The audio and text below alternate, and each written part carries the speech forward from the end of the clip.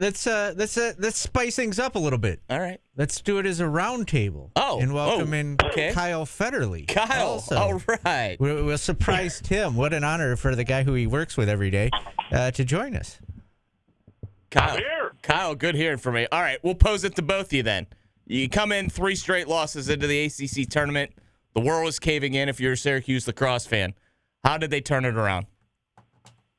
Tim, Do I have to go first? Yeah, go ahead, Tim. All right. This is great. I haven't talked enough lacrosse with Kyle over the last 3 or 4 days. But how did they turn it around? I would say the biggest thing is the team just came out, I thought, with a good attitude. They seem to be having more fun out there. And honestly, they were executing on the little things a lot better. Kyle and I talked a lot about the clearing throughout the game. Going into the ACC tournament over their 3-game losing streak before that, they were clearing at a 73% rate, which throughout the year they were really hovering around 90% in top 15, top 10 in the country in that phase of the game. And they got back to 89% in the ACC tournament over the 2 games clearing. They were 39 for 44. So that's much better numbers. And I mean, it's become a cliche. This is another thing Kyle and I said a ton over the broadcast, but if you have a hot goalie and a hot face-off guy in May, you're going to go pretty far. And they had a very, very hot face-off guy in John Mullen who won 79%, and Jimmy McCool was the ACC most valuable player because he was also playing at a very high rate. I'll get into both those guys in just a minute, but Kyle, I can still hear your woo call on Finn Thompson's goal. How important is he to have him back into this lineup?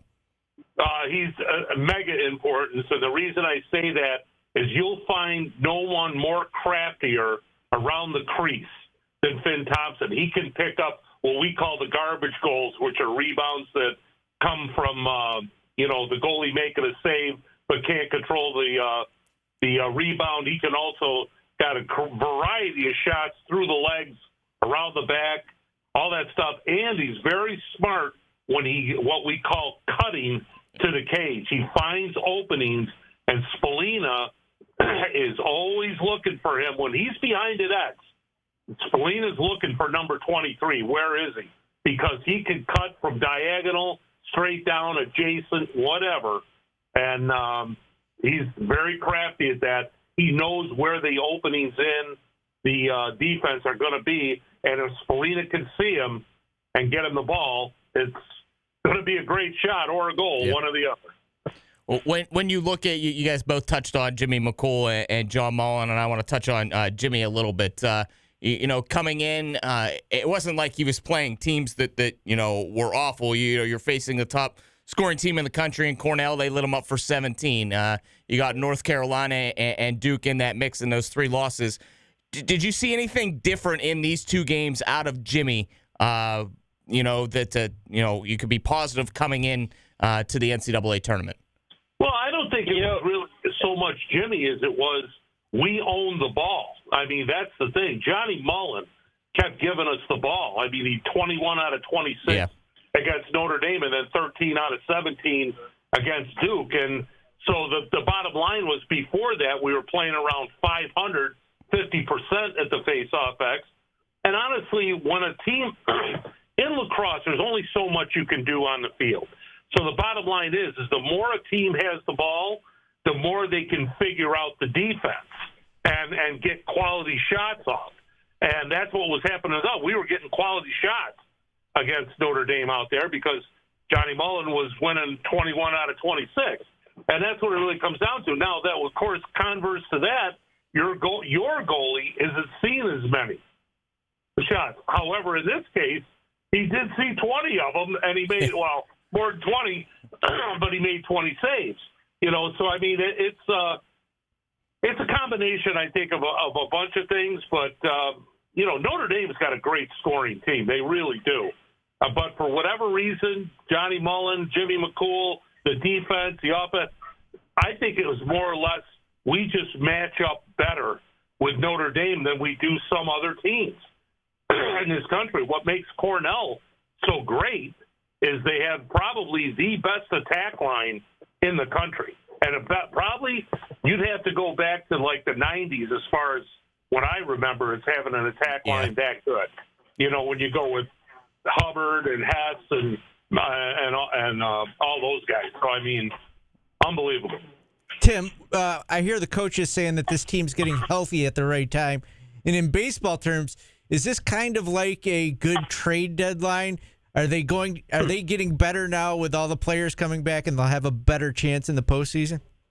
Yeah, that's a good point, Paulie, because I think Owen Hiltz is the biggest name when you discuss that. I mean, the first time they played Duke, Hiltz was a shell of himself and only attempted 3 shots in that game, and really was just out there almost as a decoy, and they were trying to utilize him as much as they could, but he just was not healthy. And the first round of the ACC tournament, the game against Notre Dame, Hilt snapped one in right away, and I think Kyle and I even looked at each other and were like, okay, he's fully back. And he had 5 goals in that first game on just 8 shots. So, I mean, I think the entire team, there's some other guys that have gotten healthier, and that's good to see. But Hiltz is the biggest one. I mean, he's going to get drafted tonight in the PLL draft. He's one of the smarter players in all of college lacrosse right now. And when he is at 100%, I think we saw a much different Syracuse offense, especially against Duke the second time around, and even the second time around against Notre Dame. He just gives them another dimension when he's healthy. Kyle, let's go into the matchup a little bit with Harvard. And before I get into that, when you originally saw the bracket come out, if you're a Syracuse fan, you have to be somewhat pleased with how the draw landed, aren't you? Well, here's what I always say. The way lacrosse is now, I mean, I started with this team 44 years ago, and the bottom line was there was really only 7, maybe 8 teams that could win it every year. But now everybody's fully funded. Now everybody's really good. And some teams are better, obviously, because they do draw the top talent. I mean, I remember Billy Dwan telling me that every kid in Maryland wants to play in the ACC or for Maryland or for Hopkins. That's just the way it is. So the better talent is still at the upper level, but everybody's really good now. And yes, you can get beat. So the bottom line is, I don't care about the draw. I only care about Harvard right now. I mean, if we're good enough to beat Harvard on Sunday, and let's not forget they beat us back on February 22nd. So the bottom line is beat Harvard and then worry about who you got to play next. I mean, Colgate's a fun team to watch because they like to run up and down, but Princeton has just been a beast all year long. Let's face it. I mean, their losses are to Cornell, and Cornell's got a great ball club. So, we'll worry about them, if we can take care of Harvard first. Tim, looking at the first Harvard game, Syracuse jumps up 5-0 on them, and I'm there, and I'm like, oh, good, I can maybe lead by halftime. And then Cornell storms back. Was it a matter of, Syracuse just laying their foot off the gas, or hot goaltending by Harvard that day?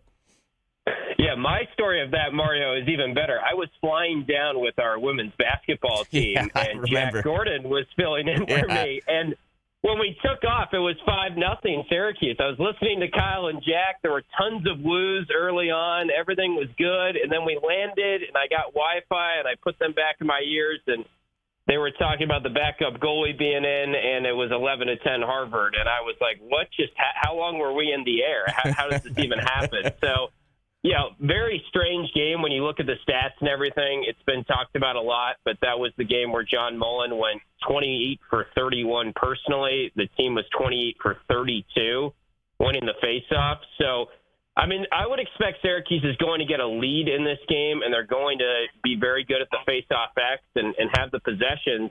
The thing about Harvard is, though, they do a lot of other things very well to get more possessions. They force the most turnovers in the country.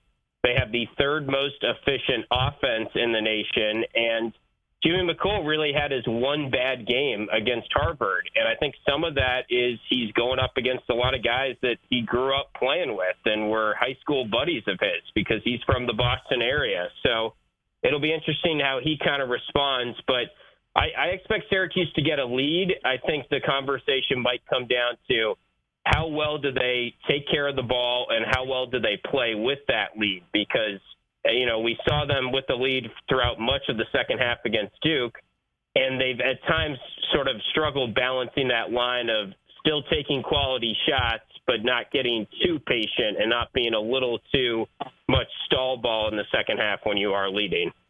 Kyle, you talked about the parity in college lacrosse right now, and I agree with you, but head and shoulders when I'm watching, this season, Cornell is head and shoulders to me the team to beat. If I gave you Cornell or the field, who are you taking? The field. And I'll tell you why. Cornell has got an excellent team. Cornell is favored to win it, and you'd be a fool not to bet your money on Cornell. But the thing is if the draws and the matchups, if they hold serve, Cornell's going to have to end up going through a gauntlet on the semis and the finals, and probably against either a Maryland or one of the ACC teams. Could be us, could be North Carolina, could be Duke, Notre Dame, whoever.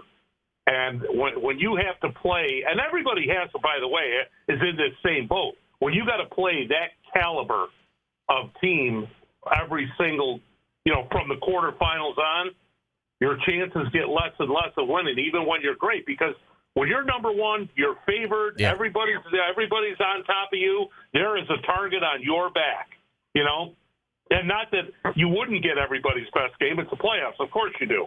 But there's a little extra incentive for everybody to play against them, and there's a little more pressure on Cornell, too, to succeed. So that's why I think I would take the field, but it's still an uphill battle. Cornell has a great ball club. They are big. They're physical on defense. They got a great face-off guy. And like I said, that attack line is the best I've seen since the Princeton attack line of the 90s when they had their 3-team. Kyle, thanks for stopping by. It's good catching up with you. And Tim, I will see you on the TV side tonight as we watch that PLO draft as well. Thanks, Tim. Yeah, it'll be a nice PLO watch-along. I'm looking forward to it. All right, guys. Thanks. There you go. Roundtable, lacrosse. Exciting stuff. Jordan with a double get. Time for today's business. We'll do today's business when we come back on ESPN Radio Syracuse, Utica, Rome, and QSportsTalk.com.